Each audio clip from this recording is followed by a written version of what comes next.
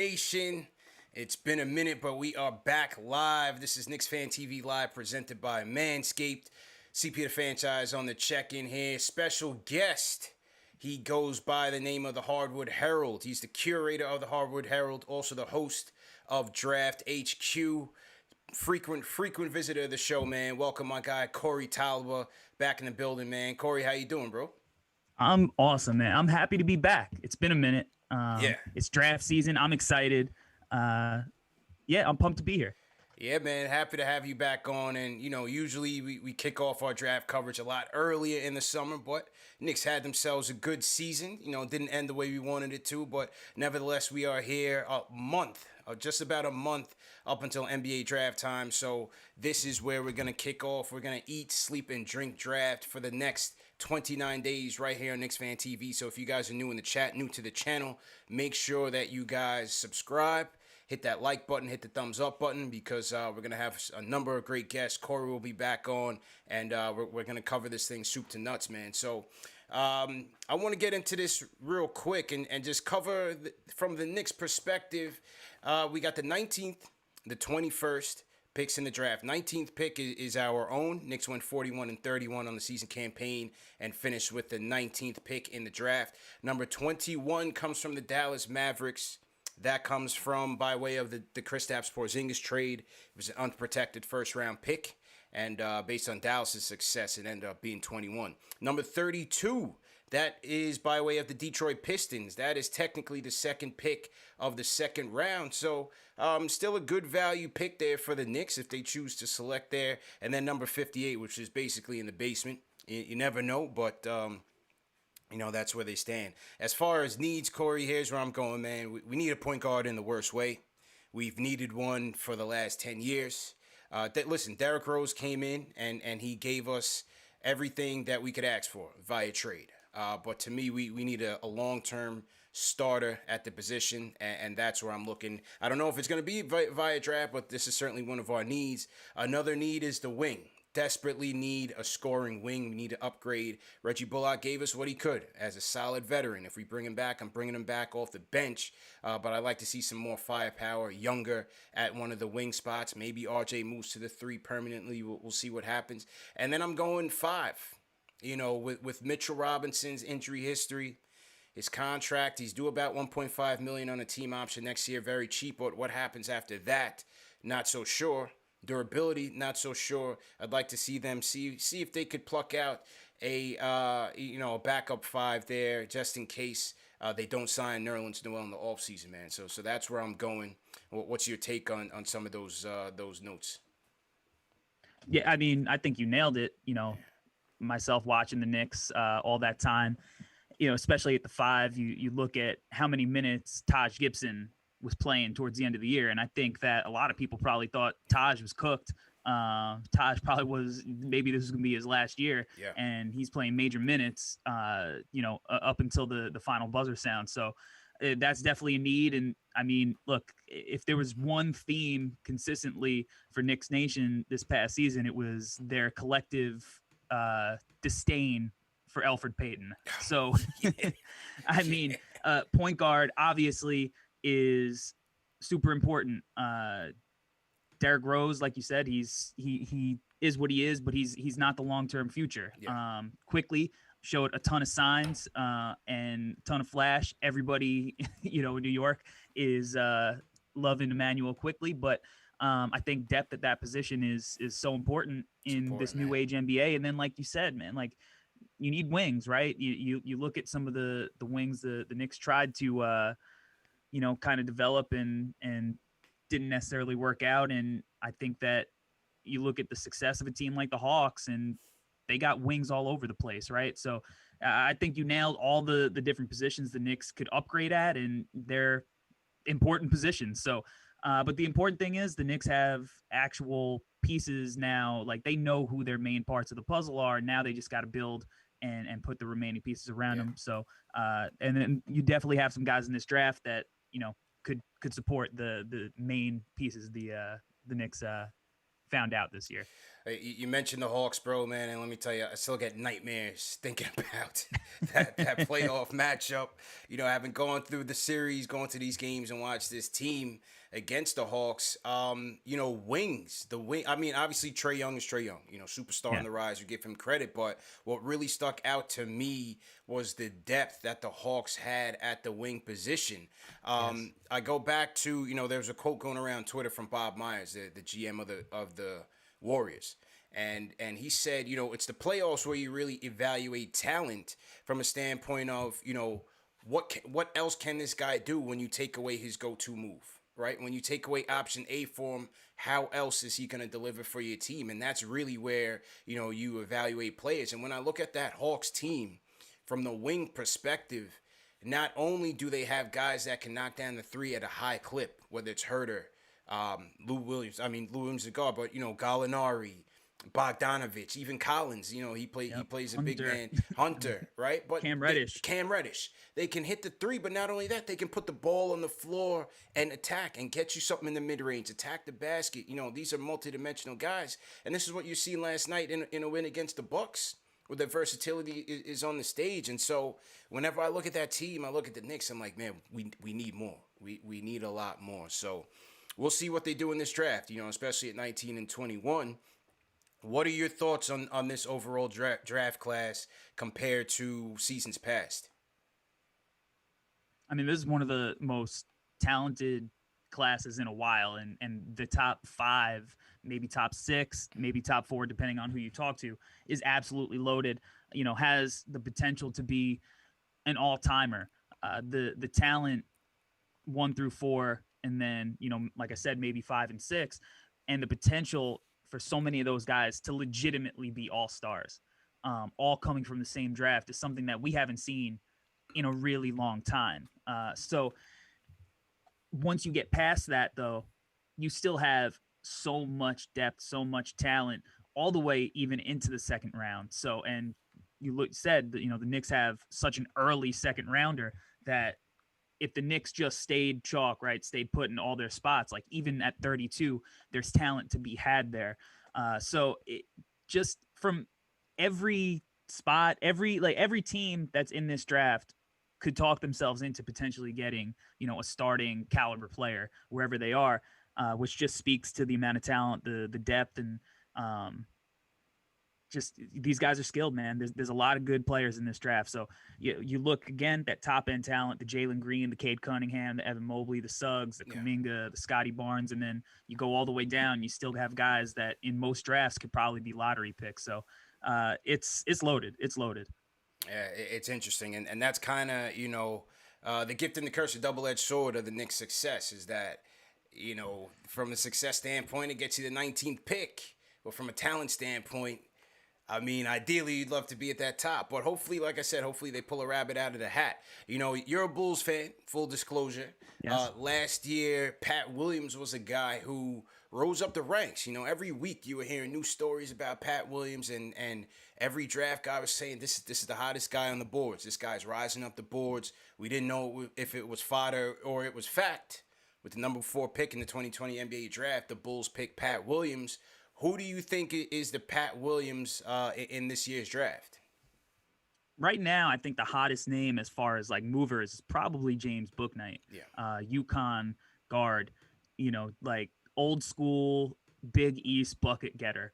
He showed out in the combine, showed his, shot making abilities at his pro day.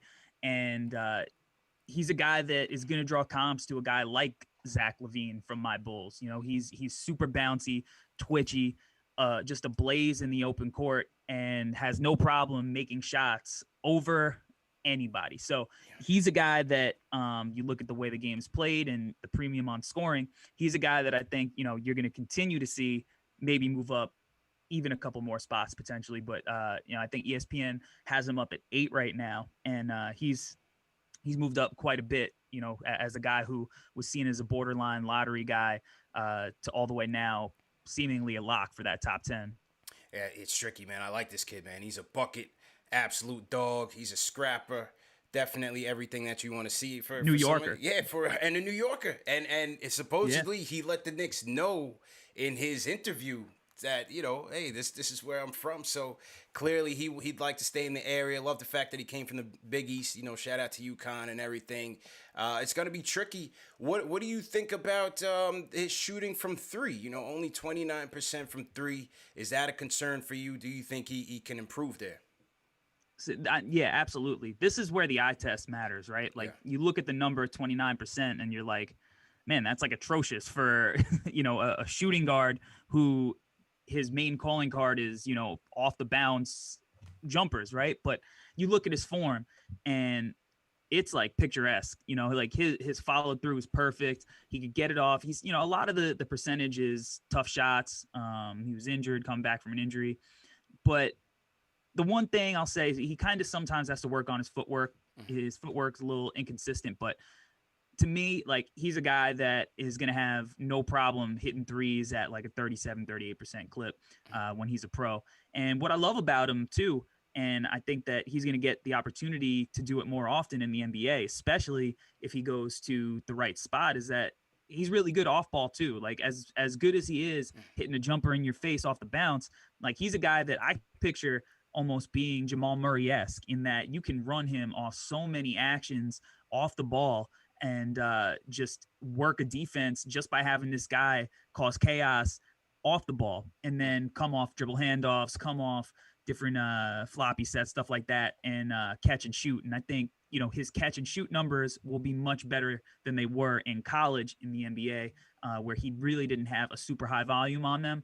And I'm totally confident that he's going to be a threat from deep. And even at 29%, you watch how he was guarded. Nobody's leaving him open. Most 29% shooters, like you're like, all right, go ahead, please take it. And no scouting report, for UConn said leave him open because that's easy money if you left him open. So I'm not worried about the shot at all. What do you think about him from a playmaking perspective? Yeah, it's dicier there. I think that like most young guards who aren't natural playmakers, he makes plays in transition when there's a little bit more space, right? And he can make use of that speed that other guys don't have, backpedaling, stuff like that. But in the half court, he definitely has to work on his decision making. But again, that's also why I like him off ball, because if he's off ball a lot, and let's say in the context of playing with the Knicks, and you got a guy like Julius Randle who's doing a lot of the ball handling, a lot of the creating. Yeah. Now he's running off all these actions, and he's not forced to create for the team, especially as a young player. He showed flashes in the half court here and there, but it was nothing where you would be optimistic that he's going to be a guy that is going to, all of a sudden turn into, Luka Doncic or something, or even DeMar DeRozan as a playmaker. But with that said, we've also seen a guy like Zach LaVine, mention him again, who, while he's not somebody you want to be your primary playmaker, he's improved enough that he's up in that 5 assist range, and he's going to be able to take advantage of defenses when they collapse on him and his penetration and all the attention he draws. So, I could see him in that kind of role, like if he has usage like that at any point, where he's kind of like your secondary, tertiary creator. But, I don't think you're going to be like giving him the ball and just telling him to make plays for others all that often throughout his career. How about defensively? How do you stack him up defensively? Defensively, he's a work in progress, and he gives a lot of effort.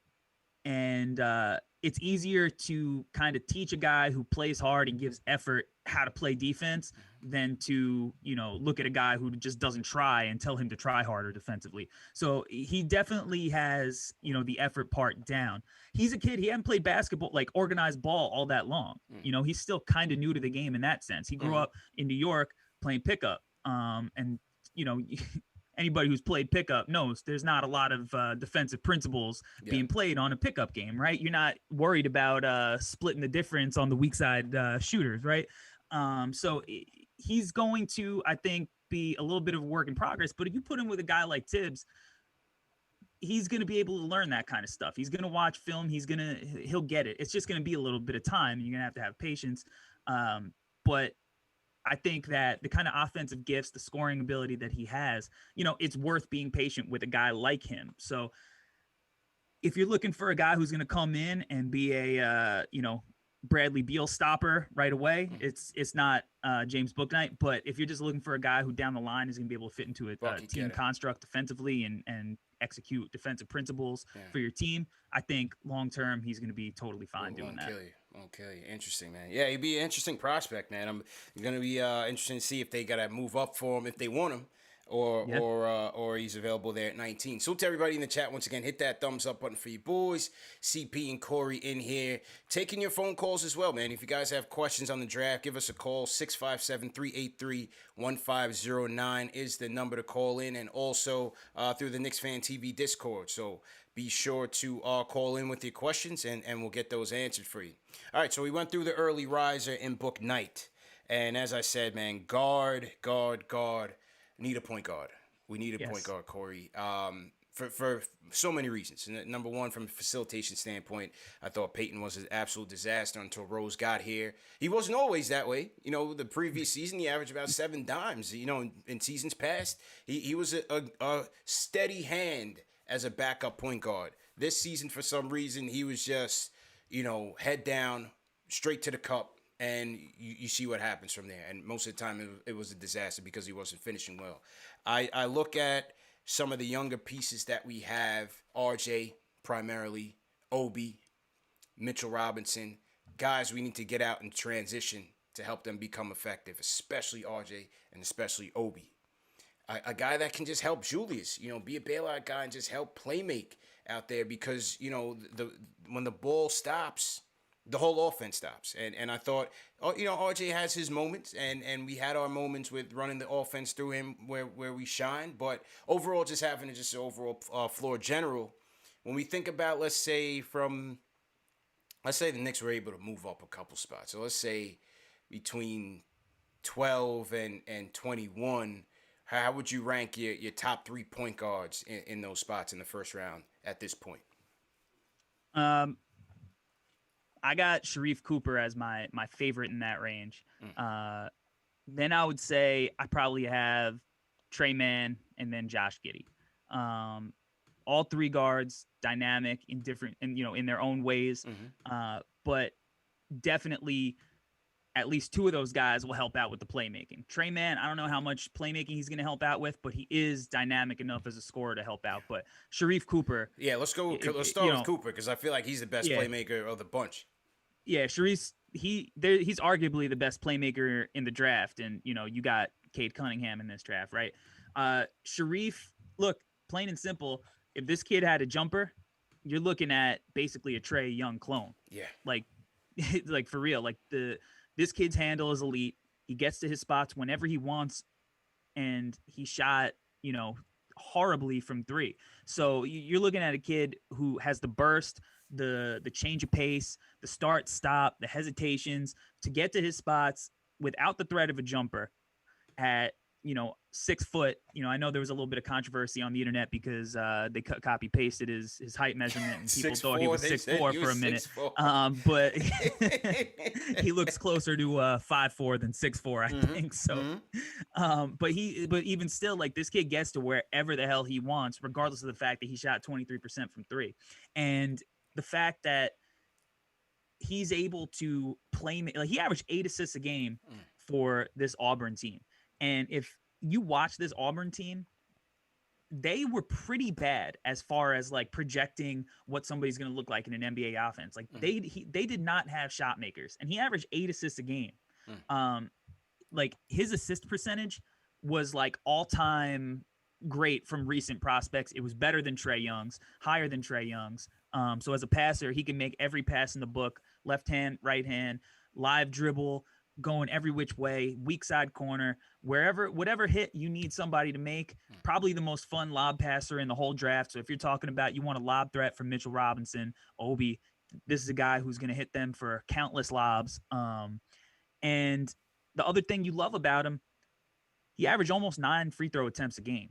So if you're looking for a guy who's dynamic enough to get into the paint, get into the body, and draw contact, you see how frustrating it is when a guy like Trae does it, right? He's got all the same craft to him. Yeah. And again, this is without him even having the threat of a jumper right now, which personally, I really don't think is super broken. I mean, he shot 83% from the free throw line on those almost 9 attempts a game. So if you're looking to project, if he had shot 83% from the free throw line on like 3.5 free throw attempts a game, I'd say, all right, it's a little shoddy, low volume.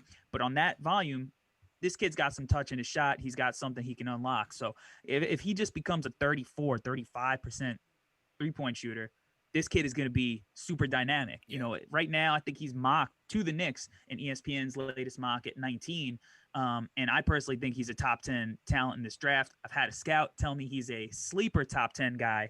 So we'll see if, any teams actually have it in them to pull the trigger on Sharif. But he's all the talent in the world as far as playmaking and just that like traditional point guard that you're looking for that almost feels like it's a little bit of a dying breed, as CP3 gets older. But yeah, he's legit. Yeah, he would come off as a Tibbs guy, just according to what Tibbs likes in his point guards in terms of putting the pressure on the defense, getting to the rim, attacking the rim, getting downhill, and like as you said, getting our guys going in the pick and roll and the Gotham lobs. We just have not had that consistently. You're not going to get the full potential out of Obi Toppin and Mitchell Robinson without having a dynamic threat there. So I think all that is great, and shooting the 80% from the free throw line, that is kind of encouraging, to see if his shot does come around.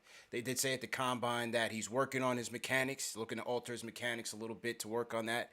So I think obviously that's going to be the swing skill for him. It's going to be his shot making ability. Do you know? I didn't get a chance to check synergy, but just off of the eye test, did you know how he performed against the zone this year in college?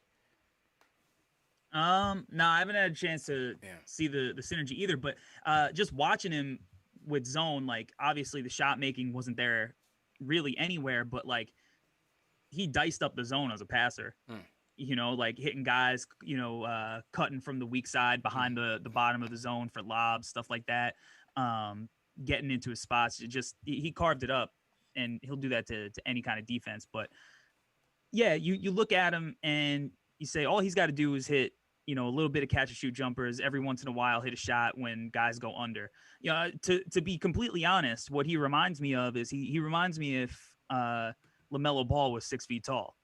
It's a lot of the same question marks that people had about Melo as far as the shooting and stuff goes. And I think when you just get to when you see the NBA game and you see the extra space and the pace that guys play with, and just the fact that he's going to have so many shooters around him, I'm not even concerned about if the fact that the 3-point percentage didn't come around. It's obviously an added bonus. And if you were to take him high or trade up for him, it's something that you would want. But like, getting him somebody as dynamic as him, like where the Knicks are picking currently, if there was no trade up, I mean, that's a home run.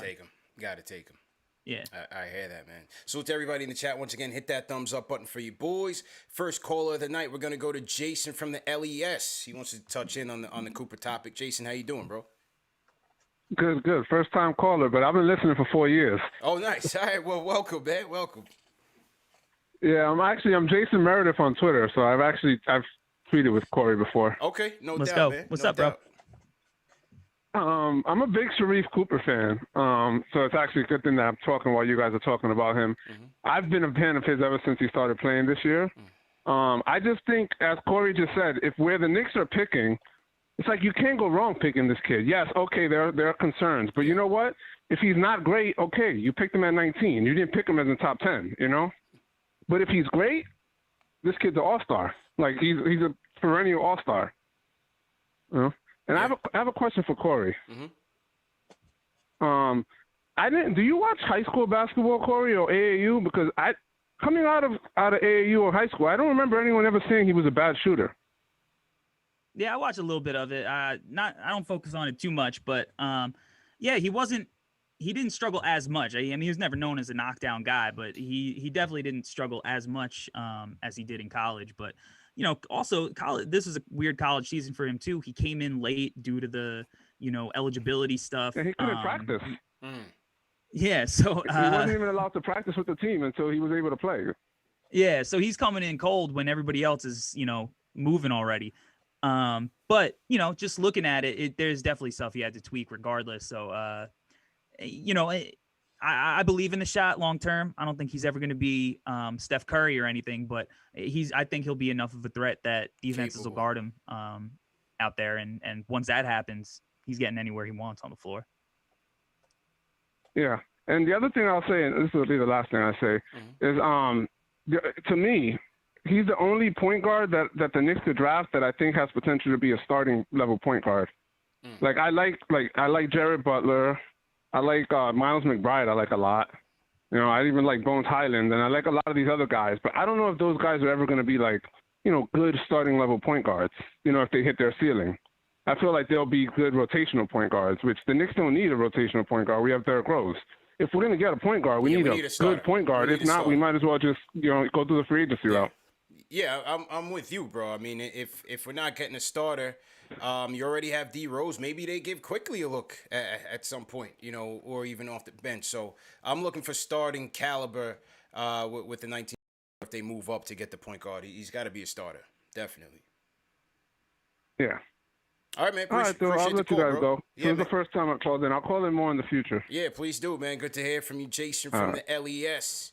Salute to Jason. Salute to everybody in the chat. Once again, hit that thumbs up button for you boys.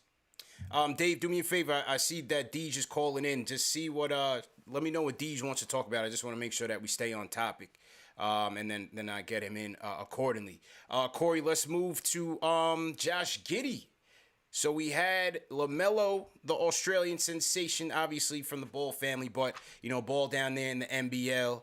Obviously, the Rookie of the Year. Josh Giddey now is getting some acclaim down there at the NBL level. What's your thoughts on him, man? 6'6", triple-double monster. What's your thoughts on Josh Giddey, bro? He's probably closer to 6'8", 6'9", than 6'6", to be honest. He's a big dude. Yeah. He's a big dude. He's a lot of fun, you know. And he's one of these new age kind of like bigger creators that you're starting to see in the NBA. You know, triple-double threat kind of guy, right? He averaged 11 points, 7.4 rebounds, 7.4 assists in the NBL, which is a pro league, you know, better competition than college. So he's doing this against grown men and pros. And I think that if we learned anything from some of these kids coming from this program and just the success that people have had overseas, these young guys, you got to take that into account. Yeah. You can't sleep on it. Like when these guys are doing this in actual professional leagues at really young ages, and he's an 18-year-old kid, he'll be 18 on draft day. That's legit. You got to realize this kid can hoop. He doesn't look like it necessarily. You know, he's a little short-armed. He's tall. He's lanky. He's got floppy hair. But the kid, he's got some stuff to his game. You know, like he's got some flash. He's fun as hell to watch. You know, he's just in the open court. He's like Sharif. He makes any look in the book. You know, like he can make any pass, any hit. He's looking to run right away. And unlike Sharif, who, you know, maybe is 6'4" with that hair, but is really closer to 6 foot, Josh Giddey has that legit height. And because of that, he can make every pass because he can just see everything on the floor. He don't have any blind spots. So when you're looking at premier playmakers, he's another guy in that conversation because he just has this feel for the game that's innate, that is unteachable. So if you're looking for playmakers, he's definitely in the conversation as somebody that, you know, should be on the Knicks' radar for sure. He's another guy whose jumper looks a little suspect. What do you think about his shooting ability? Yeah, so he struggled at the beginning of the season, kind of like confidence stuff, like hesitated to take some of the shots. But as the season went on, he really started feeling a little bit more comfortable and getting into his shot. And, you know, it doesn't really look that bad. You know, he shot at 29%, not great, but by the end of the season, you know, he was hitting step backs, side steps. So for him, it was a confidence thing. Like he was a 18-year-old kid playing on this pro team. He's not trying to go out and go ISO every possession. You know, he didn't have that LaMelo Ball confidence to do that. And then towards the end of the year, when he got a feel for everything and he was producing, then he started getting a little bit of that in his game. And he started actually knocking shots down and becoming a threat to the point where, you know, you can't really go under anymore. So the shot will come. You know, he does shoot it a little out instead of up. So It's got minimal arc. You know, it's not very line drivey, but you'd like to see it a little bit more arc on the shot. But it definitely looked miles better from the beginning of the season to the end of the season. And, you know, look, I'm not one who takes much from these empty gym combine workouts you see on Twitter, but, you know, you can go look at that and be like, all right, his shot looks okay. You know, it's not something that you're just like, oh, this is a busted shot. I can't ever foresee him hitting shots. It looks good enough that he'll be able to knock down, catch and shoot, and even some off the bounce stuff. Interesting. Yeah, I'm seeing a lot of mock drafts having him in the, you know, kind of lower lottery, you know, into the mid-teens type of situation. So, gonna be interesting to see where he lands, and if the LaMelo success elevates him a little bit. You know, it'll be left to be seen if his stock rises a little bit as we get closer to the draft, based on LaMelo's prowess down there in the NBL. So, see how that goes. The next guy, you know, this is my guy right here, man. I like this kid, man, and that's Trey Mann, bro. I like Trey Mann. Yeah. Talk to me a little bit about Trey Mann, bro. Trey Mann is fun, man. Like, I feel like people are sleeping on him a little bit. Yeah. I do. You know, like, when I look at NBA skills, like, this kid has legit NBA shot making ability. And, you know, I think he's mocked at 23 right now on ESPN's latest mock draft post combine. And I don't see how, because I watched a kid like Darius Garland, go fifth a couple of years ago. And I think Garland's a better prospect, but, you know, there's not crazy gaps between the kind of player that he is and the kind of player Trey Mann is. Maybe that says a lot about the talent in this draft, more so than, you know, Trey Mann himself. But this kid's got lottery talent. I mean, he's probably the shiftiest player in this draft. You know, he's going to hit you in and out, step back, crossover, snatch back, all that stuff. You know, he's like the Kyrie generation, right? The kids who grew up watching Kyrie do all this fancy ball handling, and now he's emulating it. And I don't know. I look at these shot makers in the playoffs, and I just wonder how this kid's getting slept on so much, because he's a kid who could hit step back threes in his sleep. He's hitting logo jump shots. And you know, he's got a little floater to his game too. You know, when we contrast him with the two other guys we talked about, he's not anywhere close to the playmaker of the other two guys. But I think we've seen the NBA kind of trend away from that in a way. You know, I was saying how Sharif might be, you know, one of the last of a dying breed of kind of point guard, and Trey Mann is kind of that new evolution of the position. The guys who watch Kyrie, the guys who watch Damian Lillard and Steph, and are the score first version of the point guard. And, you know, he's a kid who you look down the line and he goes in the 20s, and all of a sudden, a couple of years, we're talking about how did he slip, because he's averaging 20 points a game, shooting, you know, 40% from three. So I like this kid's game. And I think that bringing consistent shooting to this Knicks team is also something that they need. And certainly from the point guard position, you know, obviously, him and Quickly, if you put them together, that's a really dynamic shooting backcourt that could put points on the board in a hurry, you know? So like he's a kid. And I think if you go and watch a Trey Mann game, the last Tennessee game is a really good one to watch, because he struggled in the first half. So you see him when he's kind of struggling, the player he is. And then in the second half, he put up 28 points on Tennessee with Keon Johnson, Jaden Springer, two of the, you know, better guard defenders in the class. So you kind of see both, and you see how quickly he could just fill that scoreboard up, right? So he's a kid I really like, and, you know, going through my board when I'm putting it together, I'm just like, nah, I can't have this guy over this kid. I'm just moving him up and up and up, just because he's got NBA skill sets, you know. Like sometimes I think we look at these kids and the success or the lack of success that they have in college, and we don't look enough at, like, well, does their game fit the NBA? Because the college game is not the NBA. Half the time you're watching these games, and like you mentioned earlier, these guys this team is sitting in a zone for the whole game, and NBA defenses aren't like that. So you put this kid in a bunch of high ball screens, and it's a wrap. He's knocking shots down all day. This kid can cook. He's an absolute chef in the kitchen, and the ball handling, the ball control, the body control. I love it. Step back is filthy. I saw the McCollum comparisons across some of the draft boards. I can see that. I see a little D'Lo in him as well. Yeah, I know what you think. 100%. Yeah, I see a little D'Lo in his game as well, and I just think, especially on the current make of this Knicks roster, we just don't have guys that can create much separation. We don't have guys that can create many advantages outside of just knocking down a jump shot where Julius is concerned. Yes, RJ can create separation through being physical, but he struggles a lot.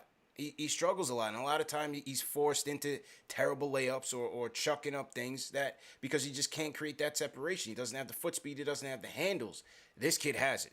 And as you say, you put this kid in a high pick and roll, he can make things happen for you, man, and really put some pressure on the defense.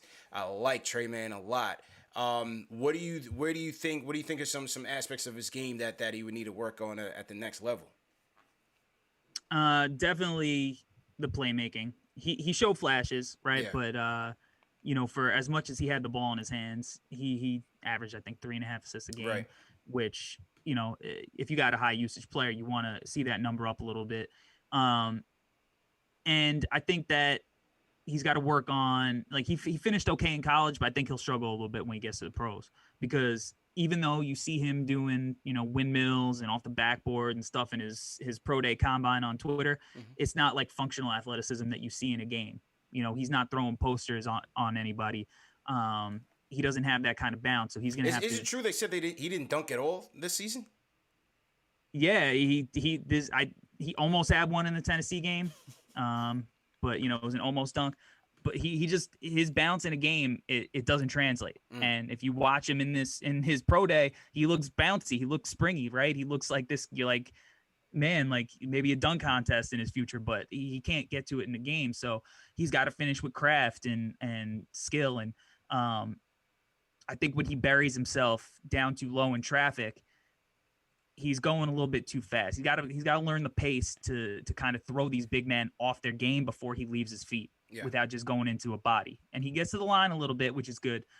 His free throw rates is not bad. He shot almost 4 attempts a game, which is, kind of bare minimum for what you want as like a primary ball handler. But I think his finishing is going to be a work in progress early on as he gets used to having to go up against Embiid and Davis and, all these guys that they're not guys who are going to graduate from college and, go be high ranking attorneys or something. They're going to be, elite level shot blockers in the NBA. And that's going to be a transition for him. True story, man. Salute to everybody in the chat. Once again, hit that thumbs up button for you boys. CP Corey in here. The kickoff to Knicks Draft, the first night of our draft coverage, man. If you guys are new in the chat, leave us a hashtag new. We'll shout you guys out. Welcome back to everybody, to all the OGs at KnicksFanTV Nation, man. Took a little bit of a break after the Knicks lost to the Hawks. I came back on just to touch on, I think, when Julius won Most Improved and Tibbs got Coach of the Year. But this is the first night back, and we're back kicking off with new coverage each week. So make sure you guys are tuning in. Hit that subscribe button. Hit that like button. And once again, if you guys are new in the chat, leave us a hashtag new. We'll shout you guys out. On the Trey Man topic, let's hear from Pete from Chicago. Pete, how you doing, bro? CP, what it is? It's P from Chicago, Through the Wire, Bleacher Report. Yo, what's Corey, up, man? what up? What's good, brother? I had to call in. Listen, man, y'all know I'm a Knicks fan. I love the draft. Trey Man is it for us. We need Trey Man. But a name I don't think I heard y'all mention was Chris Duarte from Oregon. The Josh Giddey stuff, it's cool. But as a Knicks fan, we don't need any more guys who can't be reliable three-point shooters. And that's just something I don't see from him, especially in day one. And Thib said he want wings that can shoot, man. Josh Giddey is not a wing that can shoot. Enough playmaking and playmaking potential. We need outside shooting, and he won't give it to us, at least not from day one. And they need the shooting in the worst way, P. I'm definitely with you on that, man. Hope you're doing well, bro. I need you for next week, man. So I'm gonna hit you to get you back on the show, bro. Always. All love to y'all. Thumbs up for the boys. I'll see you next week, CP. Yes, love. sir. Shout out my guy P from Through the Wire. House of Highlights own. Salute to everybody in the chat, man. Throw it Through the Wire in the chat, man. And salute to P. Yeah, Tibbs did say he wants some shooting, and we definitely need it. I'm curious to see if Cooper is there at 19. Do they pull the trigger either way? Does he bypass that playmaking ability and take a risk? I'm not so sure, but I'm with Corey and the guys, man. It's just hard to see another guy where the defense is dropping all the way into the paint and daring him to shoot. Because it's painful, Corey, man. It's painful. It's a nightmare, man. So yeah, we'll see if man is there. That would certainly be interesting. How about some trade up scenarios? Davion Mitchell is a guy that is all over a lot of boards, man. You seen him in the high lottery. Some you seen him in the low. What do you think about Mitchell out of Baylor? Man, I feel like I'm taking crazy pills when I talk about Davion, because you read the internet and everybody has him like down in the 20s. Like they think that he's this old dude who only had a good tournament run because he's older than everybody. I freaking love Davion Mitchell. That's my guy in this draft. Yeah. Davion Mitchell can hoop, man. Like, a lot of people compare him to Donovan Mitchell, right? It's the number. Yeah. It's the name. I don't think he's that. He reminds me a lot of Kemba. Yeah. He reminds me more of Kemba than Donovan.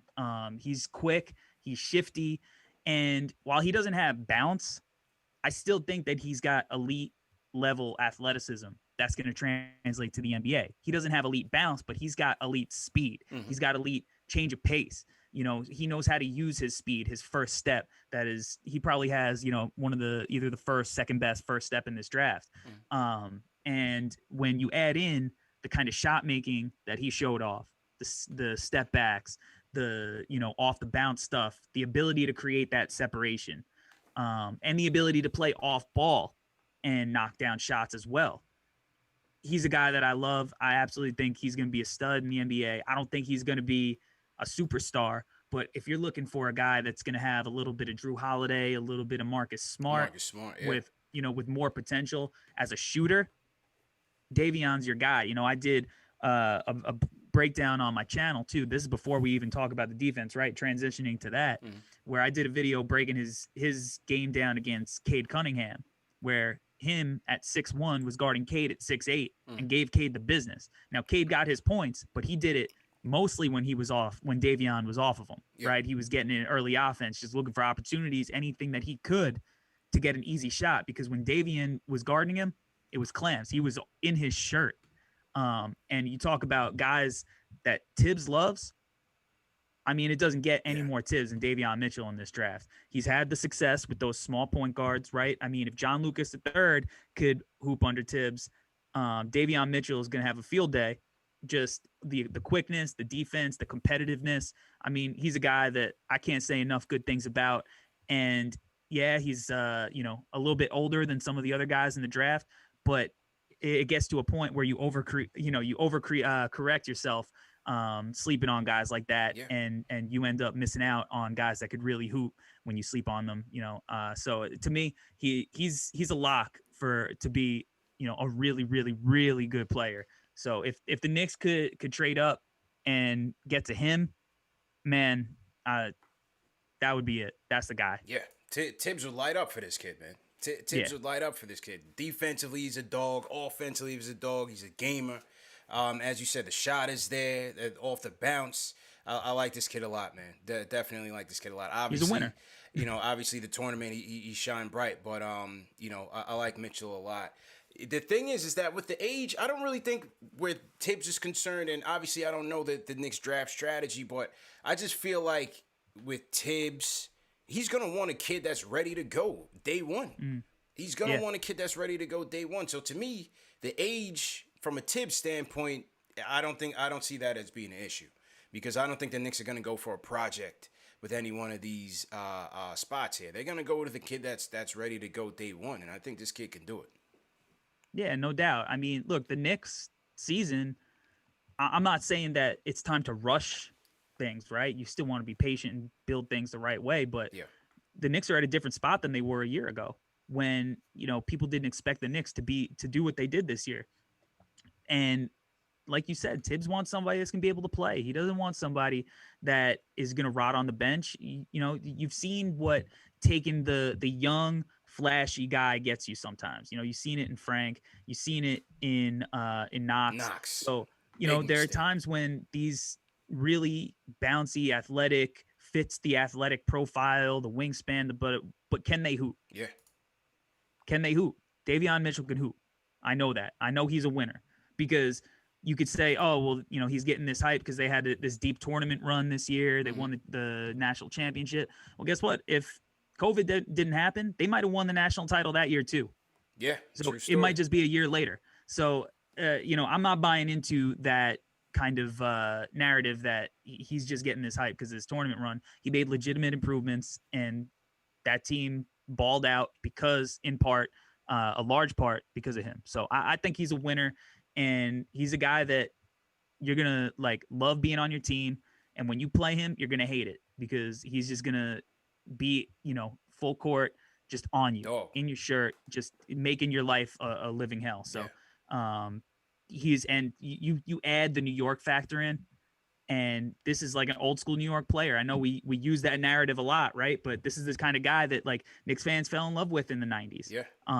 And I think the Knicks team of this year had a lot of that same kind of grit and heart, right? So you add Davion Mitchell to the mix, you got a kid who's gonna be able to play right away and add this dynamic to the team that leads to winning. And I think that's the kind of position the Knicks are in, and he would be a dream fit to me for New York. A true story, man. Salute to everybody in the chat. Once again, hit that thumbs up button for you boys. CP and Corey here for the first episode of our Knicks draft coverage.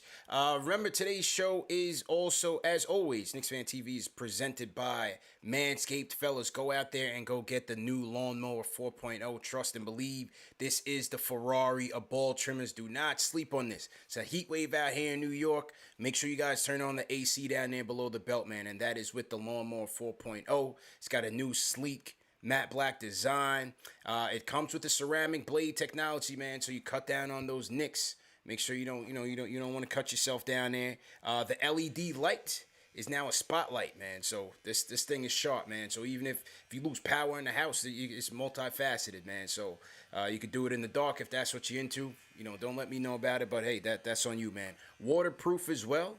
It's got great battery life. It comes with a wireless charger and a plug-in charger, so you can get it done on the go as well. And you can go to manscaped.com and get 20% off plus free shipping on your order. It's a great deal. They have a ton of other products on the website as well, all for today's man. So go to manscaped.com, enter promo code Knicks for 20% off plus free shipping. All right, let's get to the phones. Let's hear from Jay from Florida. Jay, how you feeling, bro? What's up, fellas, man? Run it up for the boys. Hit that like button. Hit that subscribe button. We've been out of the game for a little while, but be back. Yes, sir. What's good, bro? Here's how I see it, man. Here's how I see it. The draft is my time. Yeah. The draft is my time. When I come alive, I don't really care about the season, but the draft is me. You know what I'm saying? No Halliburton. He's back with the no Halliburton. Yeah, no Halliburton. Here's how I see it. King D's in the chat last time, a month ago, I was saying Jalen Johnson might be somebody that we're looking at. Yeah. He was like, oh, no, that's Aaron Gordon 2.0. Bro, if you look at who we interviewed at the Combine, Jalen Johnson, Scotty Barnes, Book Knight, Zaire Williams, Bones, Miles McBride from West Virginia, they looking at big wings. I don't know if it's posturing. I don't know if they're playing, but Tiff said big wings that can create up the dribble, shoot, and play defense. You look at Atlanta last night. They lost Hunter, right?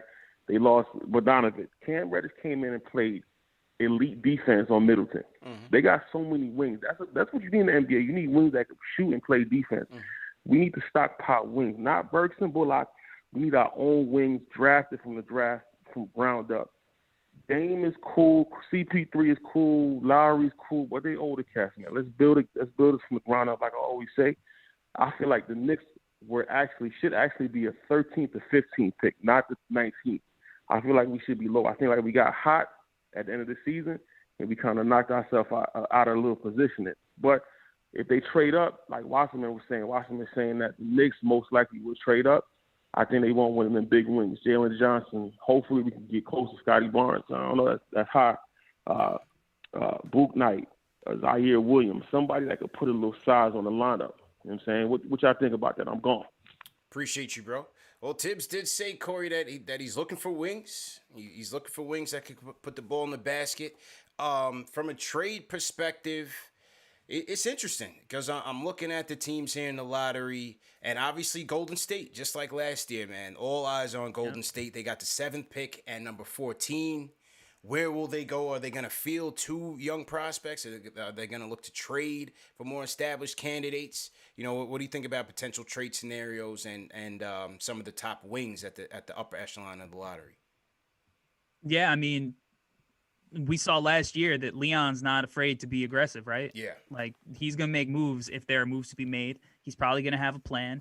And if that plan is able to come to fruition, he's going to act on it. So, personally, I think that the trade up is probably going to happen too. I would agree with that. I don't think the Knicks are going to use both first rounders or maybe they use, a first rounder in the second to move up a couple of spots. But either way, I don't think they're coming into this season having, at 3+ rookies on the roster. Right. No. But I do agree too. Like, this is a league that everybody wants these big switchable wings. And there are a good number of them in the draft. Scotty Barnes, I think, is going to be a little bit out of reach. Scotty Barnes getting a lot of top 5 buzz right now. So while he's a lot of fun, I wouldn't fall in love with him if you're a Knicks fan. But there's big wings all over the draft. And there are guys that if the Knicks did want to trade up and they wanted one of these wings, it's a legit discussion to where you're thinking, do I weigh the big wing over the point guard? And if you trade up and you only have that one pick, now you got to make the decision, what's the more pressing need? And there's arguments both ways because, we just went over the point guards, but there's a lot of guys in this draft in that kind of, trade up range that the Knicks could target. So I think that's a good segue. Let's get into it again. If it's around, let's say around 12 to 19, right? Because ideally, I mean, it's hard to really predict how far up you could really jump up, from 19 and 21 to I don't think you're going to get into the lottery with this type of draft. Do you target Golden State at 7? I would think that they would want something established off of your team if they're going to give up number 7. The Knicks don't have that. Can you get up to 13? Maybe that's a possibility. Can you get up to 14 where they are? Maybe that's a possibility. So let's go to your top 3 wings at around, say, 12 to 19. Yeah, so I would say a guy like Moses Moody. I would say a guy like Corey Kispert. That's my guy. And then a guy who's rapidly rising up boards in Trey Murphy out of Virginia, who's a really interesting guy and a really interesting prospect that is getting his just due at this point. So I think in that range, those are guys that the Knicks should definitely have their eye on. Where did you have Moody kind of high up in your mock draft, right? Where'd you have him going? Yeah, I think he ended up going maybe 12. I like this 12. Kid, man. But Moody. that talk about length, man. He measured 6'6" in shoes at the combine, but he's got like a 7'1" wingspan. This kid's arms go on forever. And he's a kid that, he's got potential to have a couple of seasons where he's probably approaching 20 points per game. But you look at him and you say, this is like the ultimate role player, the ultimate kind of wing that is going to come in, be 3-and-D and 3-and-D plus, because he could put the ball on the floor a little bit, especially early on. But he's a kid. He played on maybe one of the best high school basketball teams ever, where it was Cade, Scotty Barnes, Moses Moody, Day'Ron Sharp at Montverde. So right? He knows exactly. He knows how to play off ball. He knows how to play off other great players. So he's not going to have a problem, playing off of a guy like Julius Randle, off of a guy like RJ. He already knows how to do that.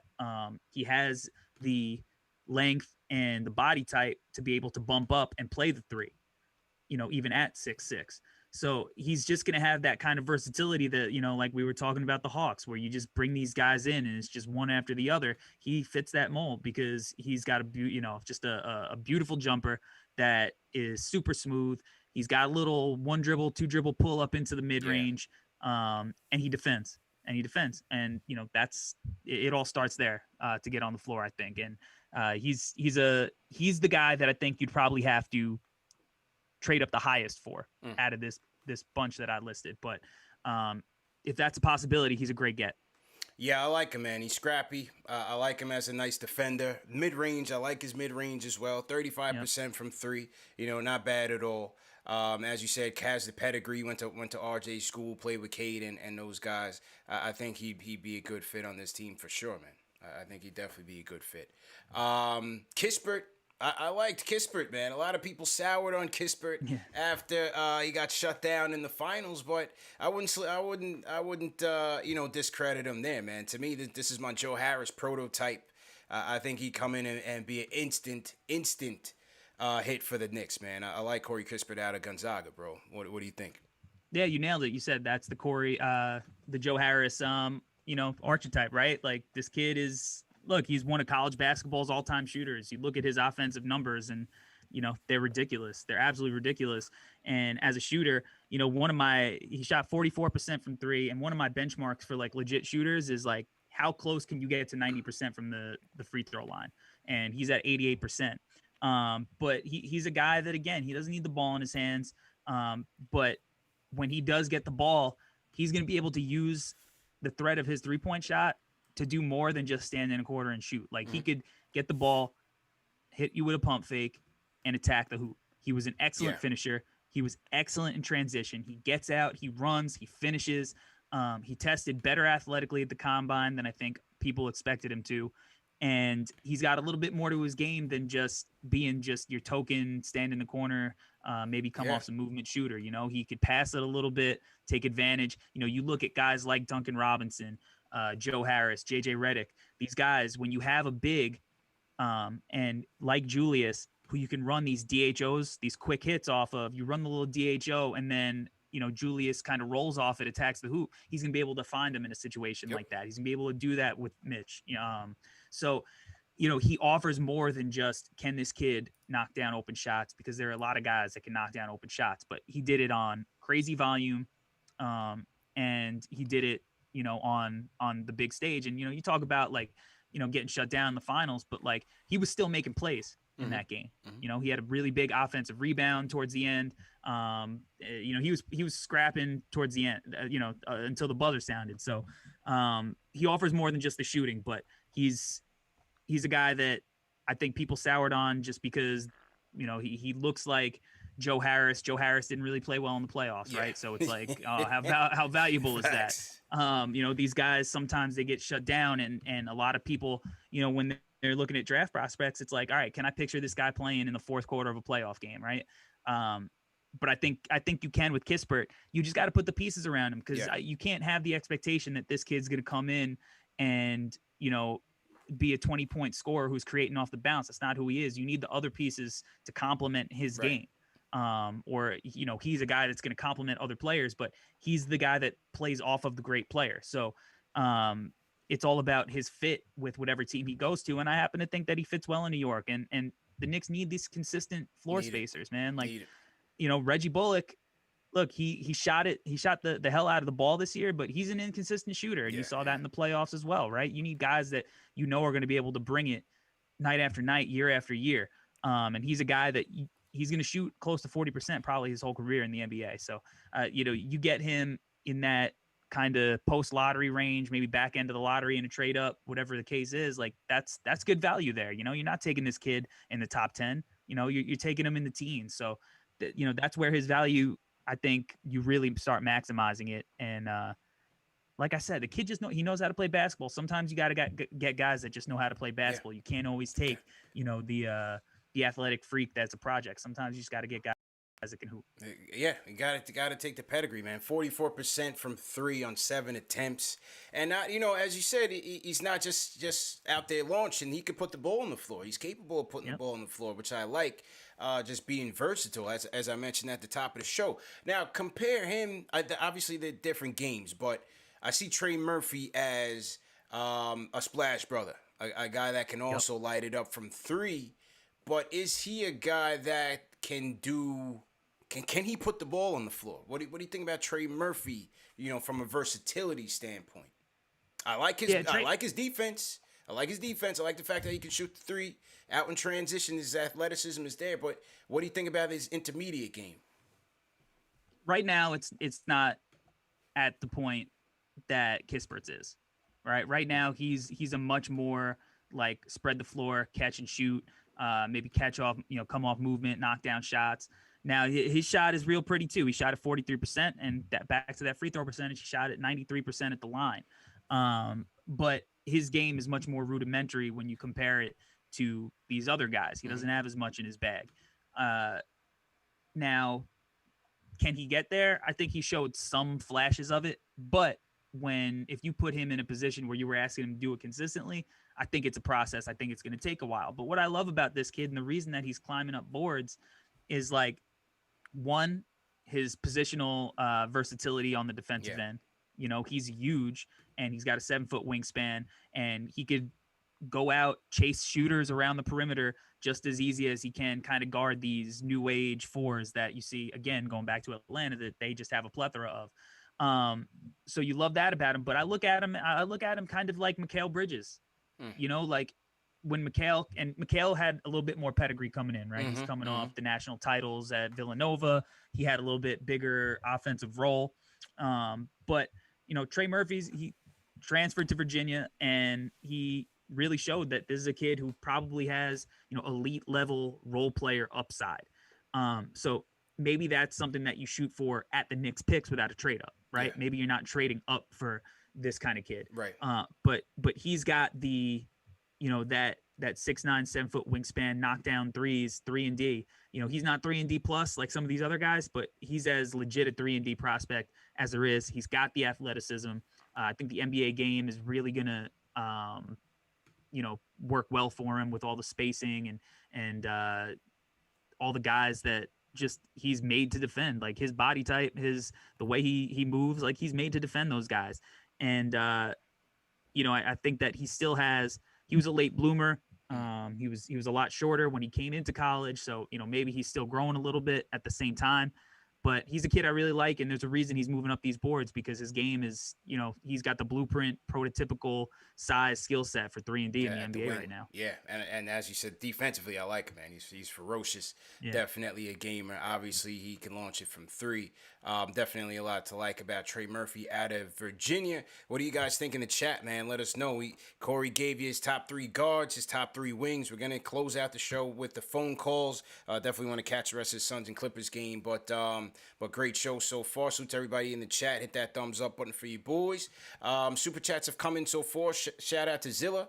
He asked about James Bouknight. We did touch on James Bouknight as a potential, maybe he's the Pat Williams of this draft, a guy that's really rising up a lot of boards right now. James Bouknight out of UConn. A lot of Knicks fans would like to see him in orange and blue next year as well, myself included. Shout out my guy Michael Parker, sends a super chat. He says, salute to CP, salute to the chat. One time for the mods. Great to be back. Scotty Barnes is the pick. Let's go. Hey, can't go wrong with Leonard Hamilton's boys, Corey. You got one in Chicago, Patrick Williams. Yes, sir. You have, let's see if Jonathan Isaac, is he available? A lot of Knicks fans are trying to get him, but coming off that knee injury, that might be a little tricky there. But obviously, you have Devin Vassell going down there in San Antonio. I would expect him to get an expanded role in the coming years under Pop. So you definitely can't go wrong with the Florida State Wings. Shout out Abdul, my guy Abdul from San Diego sends a super chat. He says, glad to see you back, bro. Abdul out in San Diego. Salute to Abdul. And Sam, appreciate you, Sam. He says, the Knicks should go get Lonzo and trade up for Bouknight or Moses Moody.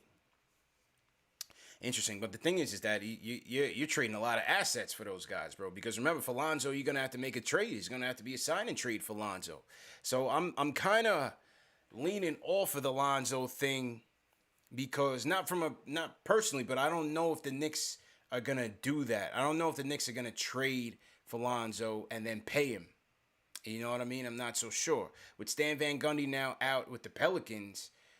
It was also said that Zion and Ingram like Lonzo, so maybe they campaign to keep him there. It's going to be interesting to see what the Pelicans do in free agency and the draft as well. So we'll definitely see how that goes. All right, so let me get to King Deej because he's been waiting for a minute. All right, Deej, unmute your mic. We're going to go to King Deej in the Discord. What's going on, bro? Yo, what's up, man? I'm glad that you're back.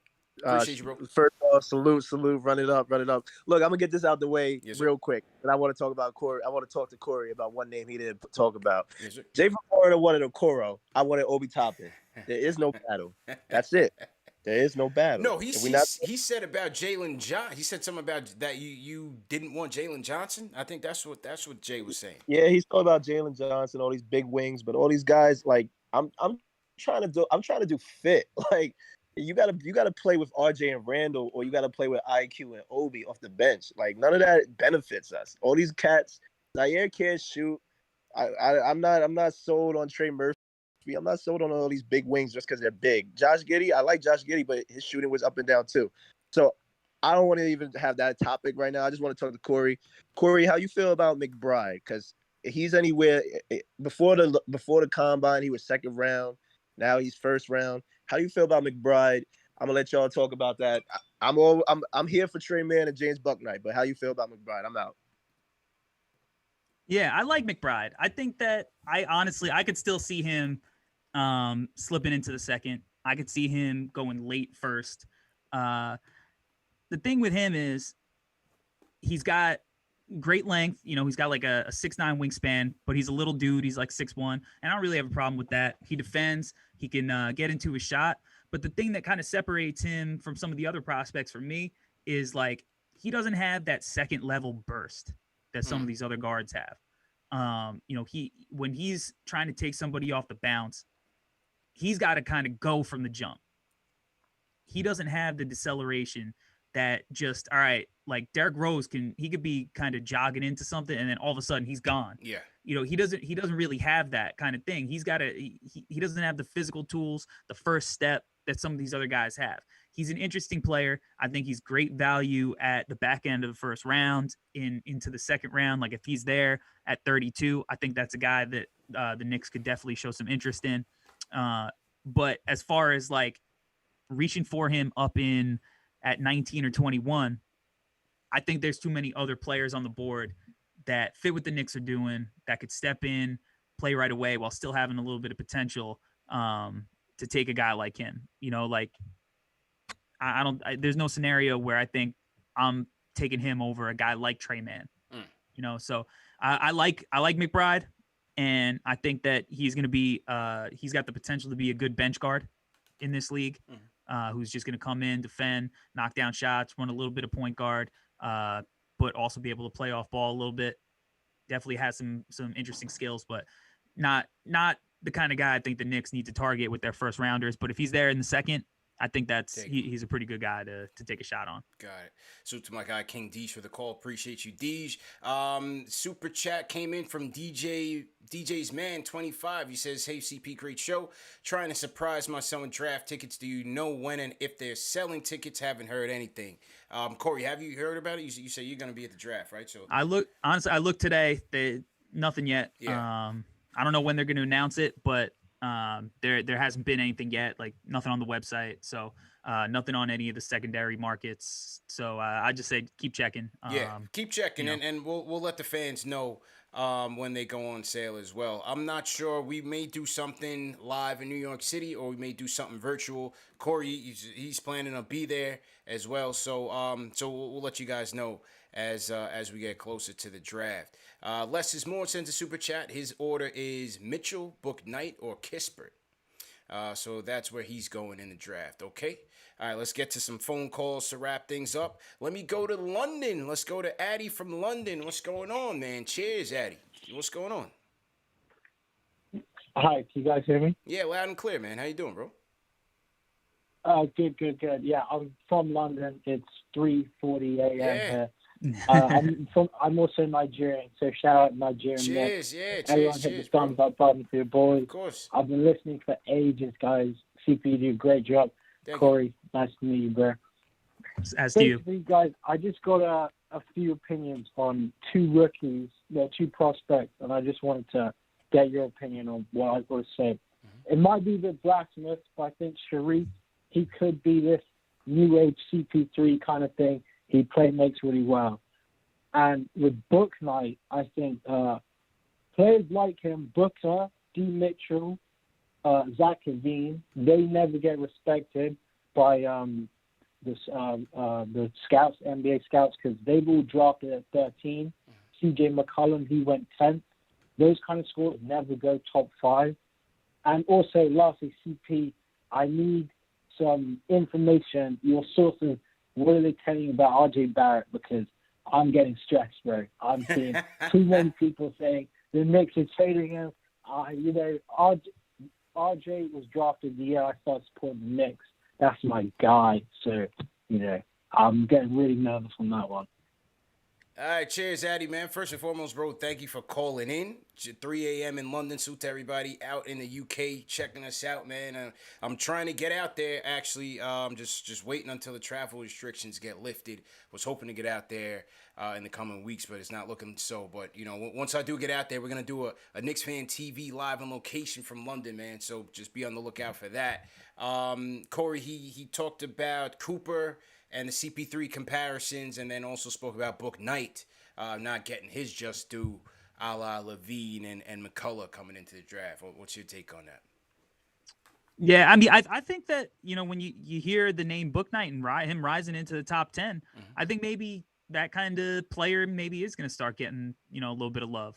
Yeah. Like if he's rising up the board, and he certainly had his questions just based on his play this year. If you look at some of the raw shot making numbers, and he's getting that top 8 buzz, if he really does go there, then I think that plenty of teams are giving him the love he deserves, because this is a tough top 7. This is a Kuminga might fall out of the top 5, kid who played on Long Island at Our Savior. Oh, I like him. I like Kuminga, bro. Yeah, he's a guy who's got all the talent in the world, and now you're hearing he might be somebody who drops out of the top 5. So it's just it's loaded up there. But the CP3 comparison, I definitely think he's of the kind of point guard that CP3 is, just that playmake first, right? The guy who's going to get your team into the offense, and just kind of be the engine for your team, and you see how valuable that is. Anywhere CP3 goes, the team does better. You saw the value of having Trae Young play under a real coach, and what he does in the playoffs and at the end of the regular season. So Sharif, obviously, like that jumper, it's the question mark. Chris Paul could always shoot. Chris Paul's a mid-range god right now. Yeah, he's got one of the most deadly mid-range shots ever. And he's always been at least a capable 3-point shooter. So, right off the bat, you got to start with the shooting when you mention Sharif in any conversation with CP3, because the shooting really does open up everything else. But from an IQ and a pace and just a passing skill set, there are definitely shades, definitely similarities that you see there for a guy, Sharif Cooper. And, that kind of point guard is definitely, somebody he's watching tape of for sure. So, yeah, you're going to see those kind of comparisons, because he's way more that kind of point guard than the Dame Lillard kind of point guard. So he's a playmaker first for sure. True story, man. And then in terms of the RJ stuff, I mean, look, I think a lot of the RJ angst, and shout out to RJ, he had a great game against Greece yesterday in the Olympic qualifier. Had a great second half, finished with 22 points. We're checking in on the China stuff. We'll have those highlights up. Dave, let me know when we get those highlights up. We'll have it up on the Instagram. I didn't check in on that game and how they did, but Canada's looking like a nice squad. But either way, I just think the whole RJ thing, especially as it pertains to Dame, I think it's just a lot of just fan chatter. I don't think anything is close. I don't think anything is legit as it pertains to any type of Dame trade with the Knicks. A lot of it is fan made. We don't even know if Dame is not. We don't even know if Dame has requested a trade officially out of Portland. Maybe that comes. I can't say that's out of the question. Maybe that comes, but I think right now a lot of that is just premature chatter.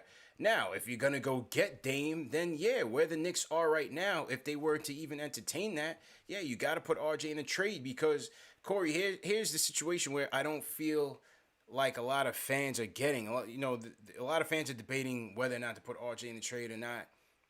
The thing with the Knicks is that we have not yet established enough of our young core to justify a Dame trade, where if you're gonna make that type of trade, you have something left to move forward with, or you have some guarantees on the free agent market to move forward with. Kawhi Leonard is not coming here.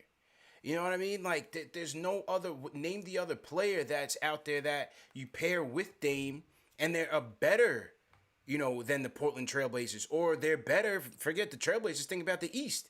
Give me the guy that you pair with Dame that's going to be better than the Hawks, better than the Sixers if they keep Simmons, better than the Bucks, better than the Nets. There's 4 teams right there that are absolutely better than the Knicks right now, even if they get Dame. You know what I mean? Even if they get Dame. The point to me, if you're going to trade your young pieces, you have to have something left in the cupboard or have some promises. The way the Nets built their team, that's an aberration. I don't think that's commonplace in the NBA. I don't think you can replicate that. I just don't see it, bro. I just don't see it. Yeah, me either. I mean, and that's not even, mentioning Boston, Miami, some of these other squads. Miami. Indiana with Rick Carlisle at the helm, maybe putting the pieces together. The East is way more competitive than people give it credit for, I think. And like you said, like, you need that assurance. And who's the best free agent on the market? DeMar DeRozan this year? Hell no, bro. And so by the time Dame's going to be 32, and now you're hoping a year from now that you got a better free agent coming over. If Dame was a guy who came in as a senior in college, right? Like, he was already old. So people, he hasn't been in the league as long as you would think, but he's up there in age for sure. And he's mileage. Yeah. He'll age well, because with the shot making, whatever. Right. But like, the quickness is a big part of his game, and you really don't want to. You can't rush it when you don't have an assurance that you're not getting a partner for him. I think that Julius and Dame is a good start, but what else do you got? What else do you got after that? There's got to be a plan. It can't just be Dame. It's got to be Dame and something. It's not enough, bro. Dame right now, he's what? He's 31 or 32. He's one of those. I think he's 31, maybe he's 30. But that's up there. Right. You're getting up there. You go get Dame. What you're saying is, within the next 3 years, right? How much longer does a peak Dame have left? 3 years at the top of his game? So what you're saying is, within the next 3 years, we can confidently put a team together that can realistically compete for a championship. And without establishing a core, without establishing something, some sort of your draft picks, I don't think, gambling in free agency is going to get it for you. I don't see it, bro. And then, I mean, Dame's got a lot of years left on his deal. Like, the Blazers have a little bit of leverage. They don't have to necessarily give in to Damian Lillard's one wish if he said, I want to go to New York. Yeah. Like, if I'm the Blazers, I don't like RJ, the 19th pick, the 21st pick. Like, that's not getting the conversation started for me. No. I need more. I need more than that. You got to throw in quickly. I want Obi, and then I want future picks on top of it. And even still, I don't know if that's enough. Because, I probably want a player who's even a little bit more established than that. Yeah. So it's a tough situation. And like you said, like, there's going to be so many, and this is a classic thing in sports media. And now that the Knicks had a year where they played really well, the Knicks are going to be the click team. You want clicks, write about the Knicks as the superstar trade destination. Yeah. And it's going to go over and over again. So you're going to have to decipher what's real and what's smoke, because every superstar, it's going to be, all right, the Knicks are good now. MSG's fun. Yeah. MSG's, where it's at. Brooklyn's still irrelevant. Let's get a superstar in New York. That's going to be the narrative, as it always has been. Listen, this is my favorite play in the league, bro. I would want nothing more than to see Dame Lillard lighting it up at MSG, but I want more. I want a realistic outcome for when he gets here, that we could actually win. And it's not to say that this path that we're taking here is guaranteeing anything. All I'm saying is, I don't see it, throwing everything out there for Dame. We're not ready for that type of move. You know, the team that I think could make that type of move and put themselves in a position to realistically compete, and they're already knocking on the doors, the Hawks. For the simple fact that, and forget, contracts matching up and everything, the Hawks have established young players and depth. When you look at Collins, even though he's a free agent, like I said, forget the contract. When you look at Collins, you look at Herter, you look at what Okongwu is now turning into on the playoff stage. You look at Hunter. Those are 4 guys right there without even dipping into your draft capital that you could probably pair off 1 or 2, take a couple picks, and then bring in a Beal or somebody like that to maybe take you over the top. That is how you make that move, because you already have something left to continue to build. With the Knicks all right now, we still have to establish our young core, and it's on Tibbs to play these kids. It's on Tibbs to play these kids. I still think, despite him coming around in the playoffs, I still think the Obi pick is going to be a mess for the Knicks, because you're never going to see him materialize into his full potential with Randall blocking him, because you're talking about 10 minutes a night. I don't see it, bro. Yeah, and he doesn't have the positional, versatility to play big minutes at the 5. So yeah, it's. I mean, do you think there's a chance the Knicks are proactive and kind of move off him sooner than people might think? I'm not sure. It could all be on the table. If they keep him, though, I would like to see them take a chance and with the Obi Randall combo at the 5 and see what happens. You have to, bro. Yeah. Because him playing 10 minutes a night, I don't think you're gonna get anywhere with it. Yeah, so, and he's hanging out in the corner most of the time when in those 10 minutes too. So you don't even see like him using his real skill set. Exactly. So we'll see how it goes. We'll see how it goes, man. But great show. Let's wrap it up. We're gonna take 2 more calls. Let's go to James from Queens. James, how you feeling, bro?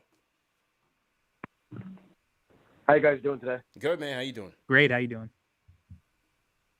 Great. Yeah, I just wanted to talk about. I was actually just going to mention about Obi and trading up in the draft, and like, what you think it would actually net us if we probably trade 21, let's say, and Obi, would it get us into the top 15, and then who would you target? Would you target like who's the guy from Oregon? Duarte, but Duarte. I think Duarte, yeah. From what I see, what do you guys think about him? Yeah, I mean, from what I see, Corey, I don't think they have to trade up to get him, right? I mean, no. I think he'd be available between 19 and 21 for them. Yeah, I mean, if the Knicks took Duarte, he's one of the oldest players on the team. Yeah, he's 24 right now, right? He's like Taj's age right now, Yeah. But granted, he could hoop. Yeah. He can. He's got an NBA skill set, smooth, buttery jumper, can defend. He's got bounce. He's got size. So I don't think that the Knicks are going to have to trade up for him. But if the Knicks take him at 21, it's definitely nothing to be upset about, because he, like we mentioned, Tibbs is going to want guys who can play right away.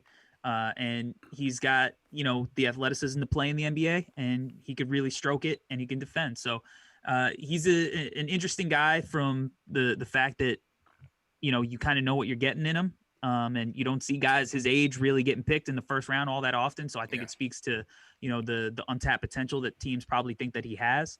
But I definitely don't think you need to trade up for him. I think he'll be there at either of the Knicks picks. Yeah. And I believe you also asked if you package Obi with one of the picks and you get into the top 15.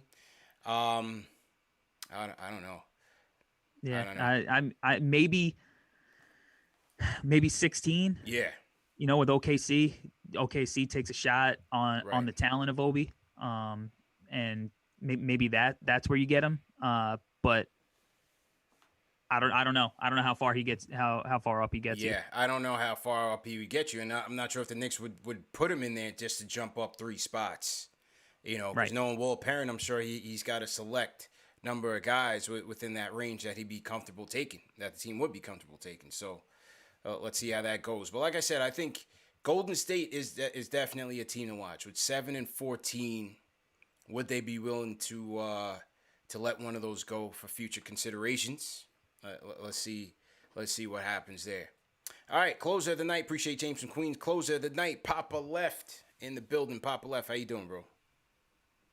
Doing good, yo. Corey, you guys shut down YouTube. You're giving away too much intel. Yeah, I heard. Somebody on YouTube, somebody on NBA was like, "Yo, hold it." I heard, bro. I heard. Yeah, man. What's good, bro? Great show. I just want to say shout out to everybody in Knicks Fan TV and everybody who came to RJ's defense after all these fake hypothetical rumors that will never even become conversations about Damian Lillard. Yeah. But in the event RJ Barrett was on the line, I respect everybody who stood up for RJ and are now Team Canada fans. So that's dope.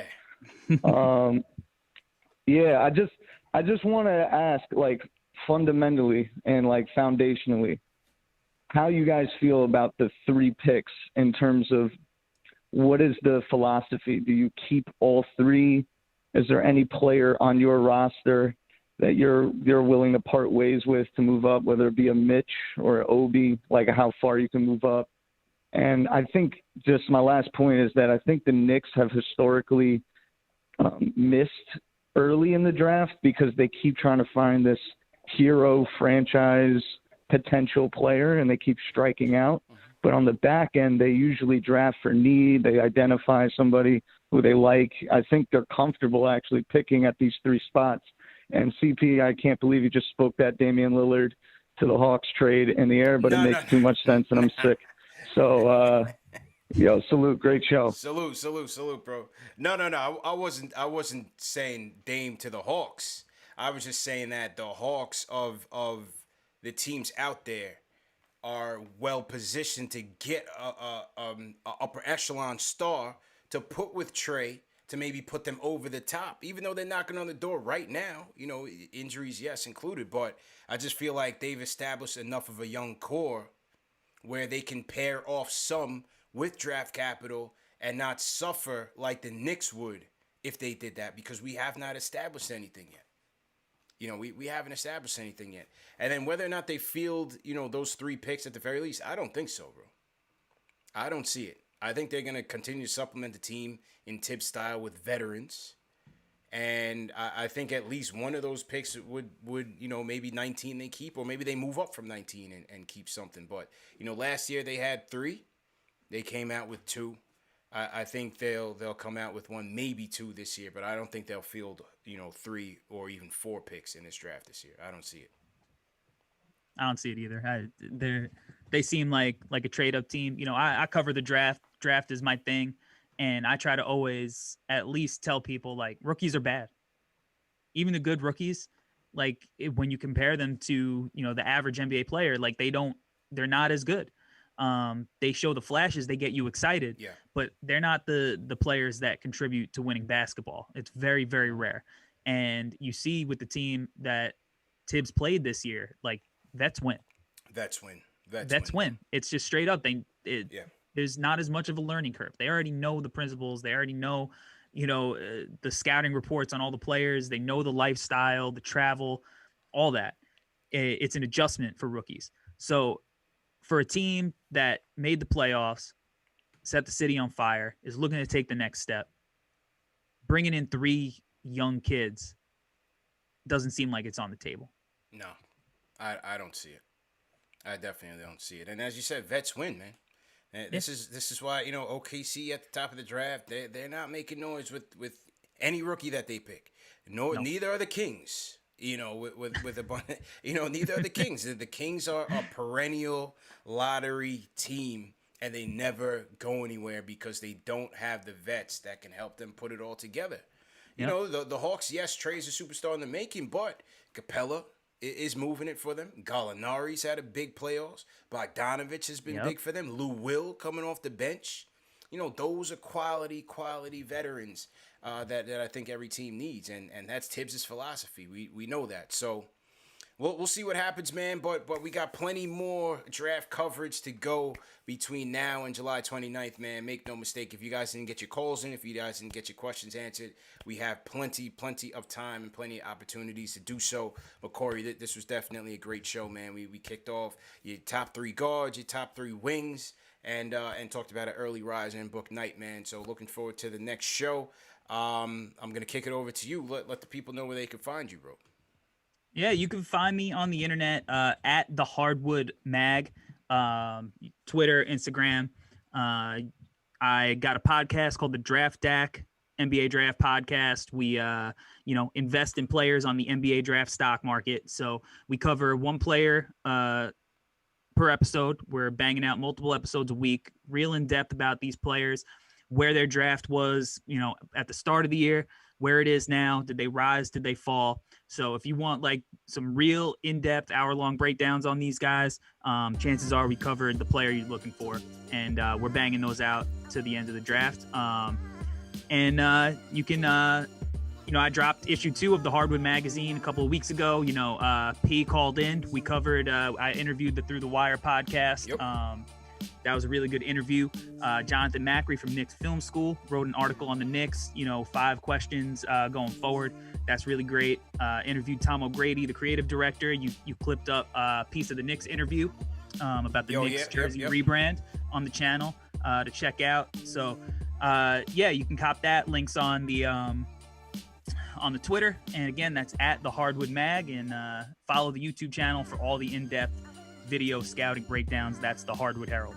Yes, sir. Great job as usual, man, and appreciate all your contributions to the show. I think I was on the first edition of the Hardwood magazine, right? The first one? Yes, sir. Yeah, man. Yep. And P and the Through the Wire guys on there as well. As you said, Jonathan Macri. So make sure we're going out and supporting Corey and the Hardwood Mag. And so to everybody in the chat, man, hit that thumbs up button for you boys once again.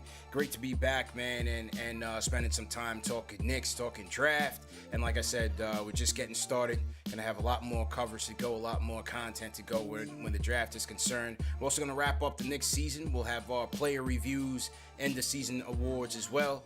And as we segue from the draft to free agency, we got Summer League. I'll be out there in Vegas for Summer League as well. So make sure you guys go get your Summer League tickets and meet us out there. It's gonna be a great time. And yeah, man, keep it locked. Hit that subscribe button. Hit that thumbs up button. You know the vibes. Remember to go to manscaped.com, enter promo code Knicks for 20% off plus free shipping. And also the show's available in audio podcast format, man. All the major podcast platforms on the KnicksFanTV. You can't miss it. And man, stay tuned for the next show. Corey, we out of here, man. Great job as usual. Let me make sure that I did not miss any super chats. Just make sure I didn't miss anybody's super chats. I think one more came in. So to Dave TM, we back at it, man. All the mods as usual. Appreciate it. Let me just double check, make sure we didn't miss any super chats. And YouTube is telling me that we got. What was it? Less is more. I think I got everything. All right, I think I got everything, man. Appreciate you guys. Tune in next time.